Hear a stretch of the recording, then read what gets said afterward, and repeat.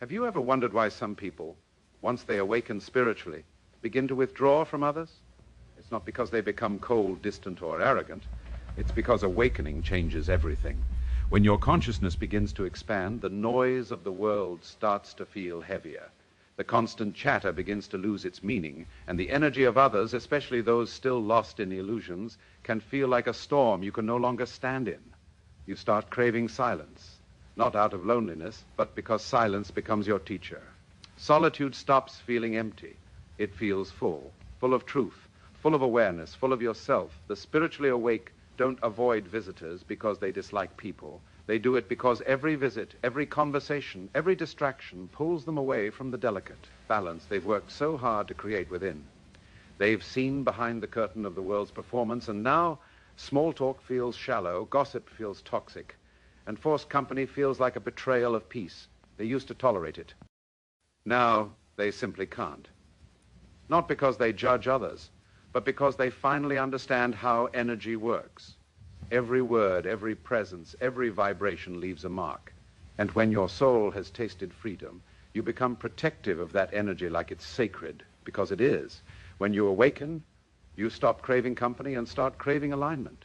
You stop searching for noise and start listening for truth. You stop trying to fit in and start yearning to rise above. You begin to sense that every distraction is a thief of presence, every unnecessary visit a small leak in your energy. And you start to understand that guarding your space isn't isolation, it's self-respect, because your mind is no longer just a place of thoughts, it's a temple. Your heart is no longer just a feeling center, it's an instrument of awareness. You no longer seek validation, you seek vibration. This shift can be confusing at first. You might feel guilty for not wanting to socialize. You might wonder if you're becoming cold. But deep down, you know something sacred is happening. You're not running from the world, you're returning to yourself. You're not avoiding people, you're protecting your peace. You're not rejecting love, you're demanding truth. This is the quiet revolution of awakening. The moment you stop entertaining what drains you and start choosing what expands you, and the reward is profound. In that quiet, you find clarity. In that stillness, you find strength. In that solitude, you rediscover the voice of your own soul, the one that was buried beneath years of noise, expectations, and masks. You realize you no longer need to be seen to feel worthy. You no longer need to be understood to feel whole. You no longer need to explain your peace to those who still live in chaos, because your energy begins to speak louder than words ever could. Stay with this message, because what comes next will help you understand why this inner withdrawal is not a loss. It's a beginning. A sacred turning point where you start to reclaim your light, rebuild your boundaries, and rise into a version of yourself that no longer begs for acceptance, but simply radiates truth. There comes a moment in your awakening when silence becomes louder than any conversation you've ever had. It's the moment your spirit realizes that peace isn't something you find outside, it's something you protect inside. You begin to notice how quickly energy shifts when certain people enter your space. You can feel their restlessness, their hidden pain, their unspoken jealousy. You sense it in the tone of their voice, the weight of their words, the tension in their presence. And while once you would have ignored it, tried to comfort it, or carried it as your own, now you simply breathe, observe, and let it pass. Because your soul has learned the cost of absorbing energy that isn't yours. This is the awakening of awareness. The moment you stop reacting and start noticing, you see that every human being carries a frequency, and not all frequencies can coexist in harmony. When you've done the work to raise yours, to purify your heart, to quiet your mind, anything that vibrates lower begins to feel like friction. That's why visitors no longer feel comforting. They feel heavy, not because you've stopped loving people, but because you've started loving peace more. You no longer tolerate what disrupts your balance. You no longer confuse kindness with self-sacrifice. You understand that protecting your energy is not selfish. It's sacred discipline. People who haven't awakened yet may not understand this. They'll call you distant, detached, or antisocial. But what they can't see is that you've entered a deeper level of truth, one that requires solitude to sustain. You're no longer addicted to stimulation. You're no longer chasing validation. You've realized that being alone doesn't mean being lonely. It means being aligned. Your solitude becomes a sanctuary where your spirit can breathe freely, where your mind can rest, and where your energy can rebuild. The noise of the world no longer has power over you because you've learned to listen to the silence within. This silence isn't empty, it's alive. It's the voice of intuition. It's the whisper of truth. It's the energy of your higher self guiding you toward clarity and purpose. You start to see that what once felt like isolation is actually preparation. Life removes distractions when it's ready to elevate you. It clears your space so you can finally hear what your soul has been trying to say all along. You begin to understand that solitude is not punishment. It's purification. It's the universe helping you reset, recharge, and remember who you are beyond the noise. And as you surrender to this stillness, something profound happens. You begin to glow differently. Your energy becomes lighter, your mind calmer, your heart softer. You stop chasing love and start attracting it. You stop forcing conversations and start magnetizing those who speak your language of peace. You stop searching for meaning outside yourself and start living from the center of your truth. This is why the spiritually awake guard their space. It's not rejection of others, it's devotion to the divine within.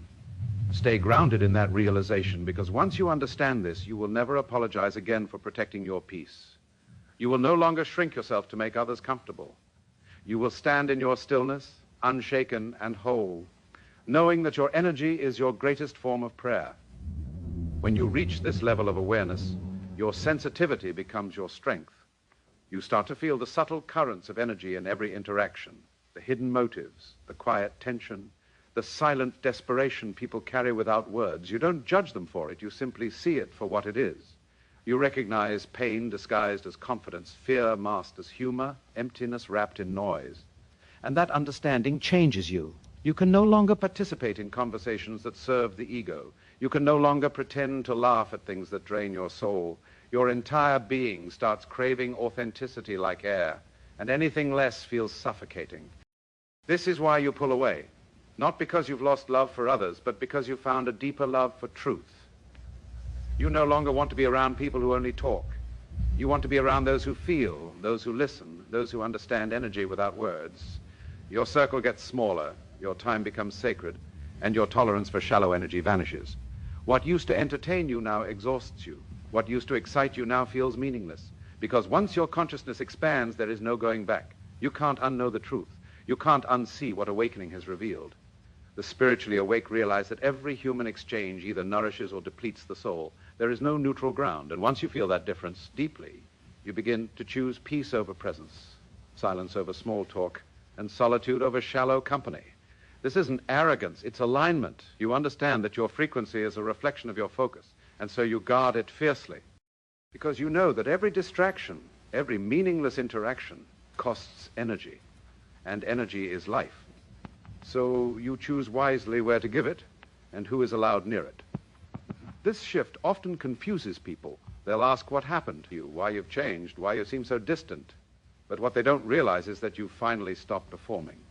You've stopped pretending to fit into places your soul has outgrown. You've stopped forcing connections that were never real. You've learned that not every bond deserves your energy, not every invitation deserves your presence, and not every visitor deserves access to your peace. This is the quiet strength of awakening, the courage to honor what your spirit needs, even when the world calls it strange. And slowly you start to feel lighter, your thoughts clear, your energy becomes radiant.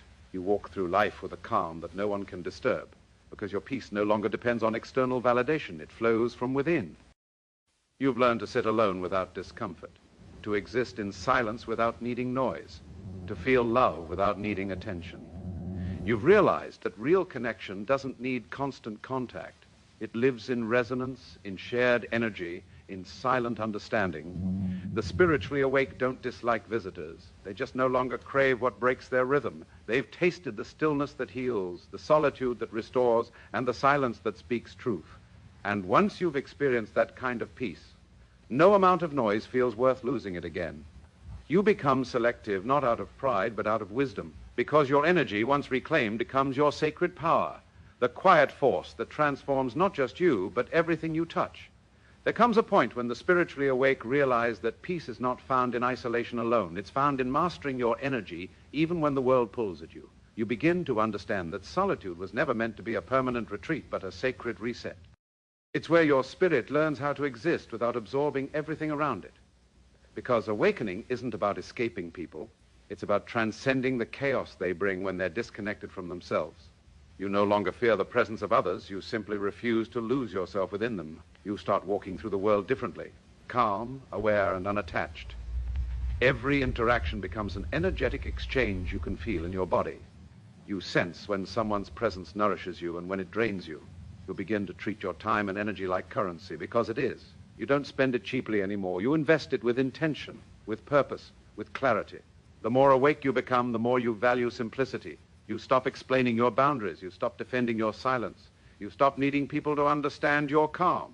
You realize that peace doesn't need to be explained. It needs to be lived. And those meant for your energy will understand it without words.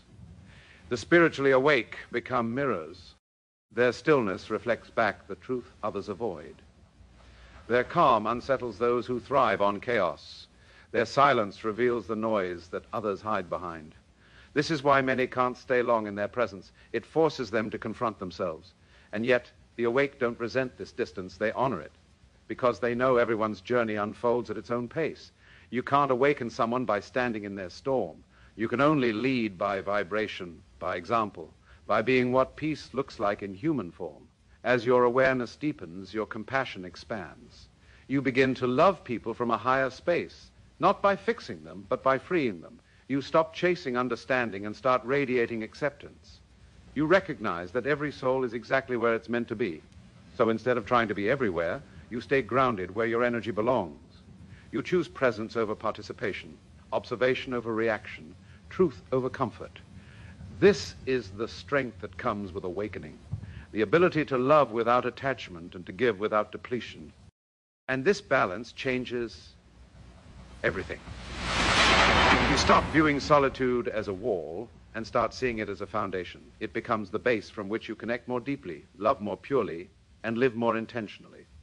You don't avoid visitors. You simply move from needing their company to appreciating their essence. You meet them without losing yourself. You listen without absorbing. You love without clinging. That's the freedom of spiritual maturity, the ability to exist fully open yet completely centered. Your peace becomes a quiet revolution. It no longer wavers with external chaos. It no longer breaks under misunderstanding. It no longer depends on who stays or who leaves. You've learned that the real home was never the place, never the people. It was always your inner stillness. That is why the spiritually awake move differently. They don't close the door on others. They just keep the light within too sacred to be dimmed. The more awakened you become, the more clearly you see how most people live trapped in noise. Constant stimulation, endless comparison, shallow connection. It's a cycle that drains the soul without ever nourishing it. You begin to feel the contrast between your inner stillness and the world's constant motion. And suddenly, what once seemed normal now feels unbearable. You notice how people fill silence with words because they fear what might rise within it. You see how they chase company to avoid facing themselves. But you've learned that the real work happens in the quiet, when there's nowhere to run and nothing left to distract you. That's why you stop inviting the world into your sacred space. You've spent too long clearing the clutter of your mind to allow chaos back in.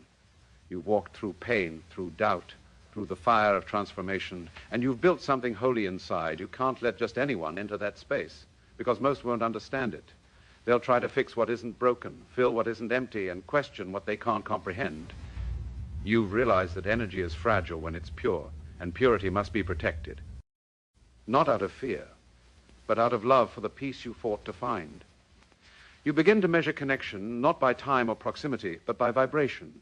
Some people you can spend 5 minutes with and feel alive.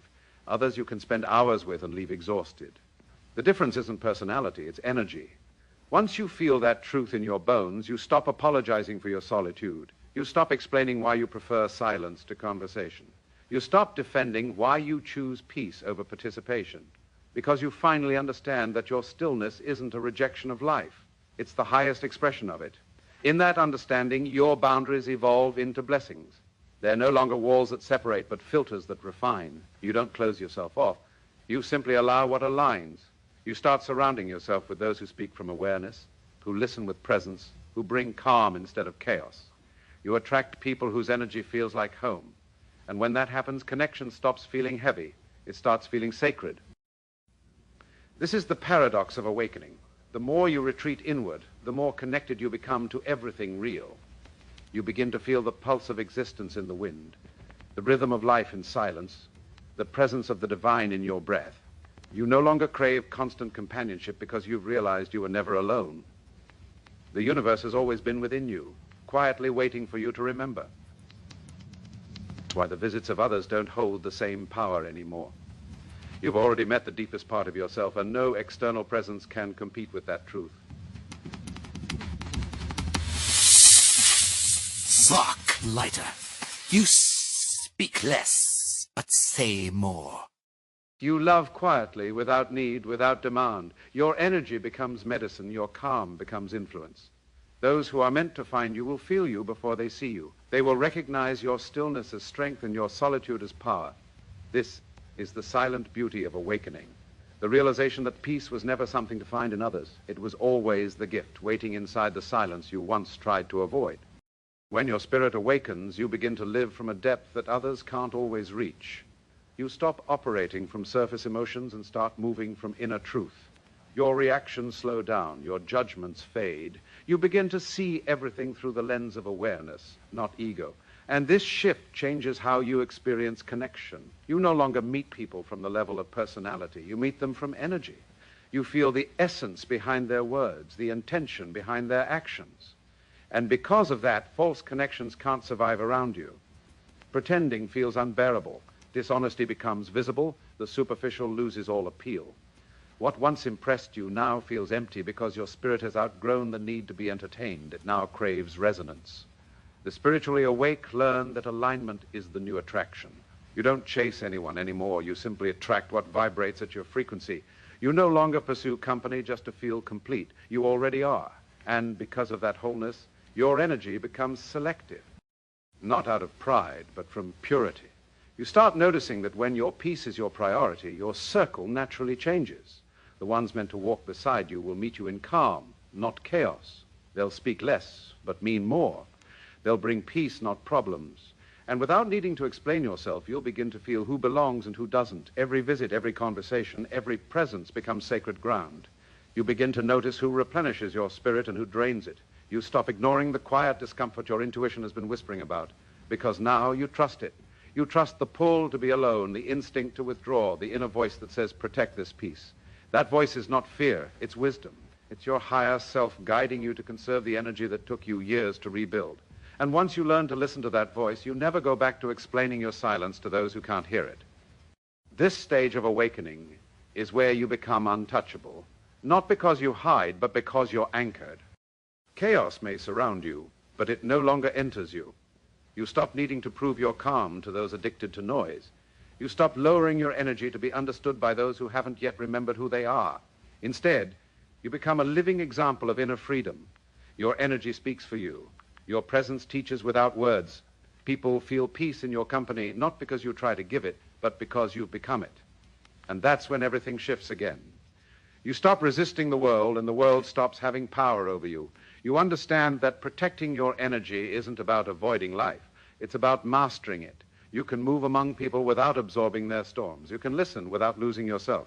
You can love without attachment. That's the quiet mastery of awakening, the ability to be among chaos and remain still inside.